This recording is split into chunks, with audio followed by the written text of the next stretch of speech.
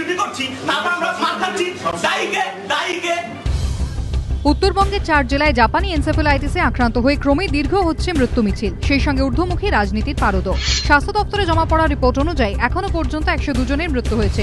Uttarbanga medical college সহ বিভিন্ন স্বাস্থ্যকেন্দ্রে 312 জন ভর্তি রয়েছেন।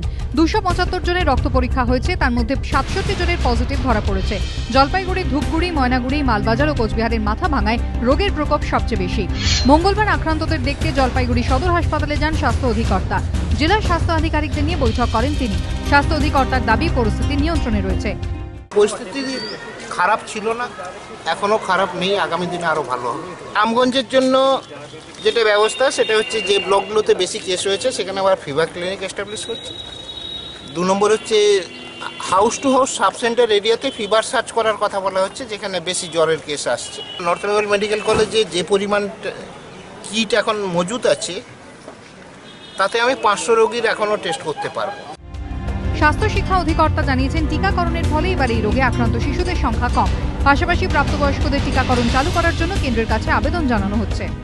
বাচ্চাদের মানে শিশুর ক্ষেত্রে যে রুটিন ভ্যাকসিনেশন যেটাকে বলা হয় তার মধ্যে এটা ঢোকানোতে কিন্তু আমরা তার একটা ফল পেয়েছি। সৌভাগ্যবশত বাচ্চাদের অল্প বয়সীদের আক্রান্ত সংখ্যা খুব কম, কিন্তু এখন কেন্দ্রীয় সরকারের কাছে আমরা অনুরোধ করছি যে যাতে ওই অ্যাডাল্ট ভ্যাকসিনেশনে একটা ব্যবস্থা করে। আক্রান্তদের দেখতে এদিন উত্তরবঙ্গ মেডিকেল হাসপাতালে যান বিরোধী দলনেতা। তার অভিযোগ, পরিস্থিতির দায় স্বাস্থ্য দপ্তরেরই।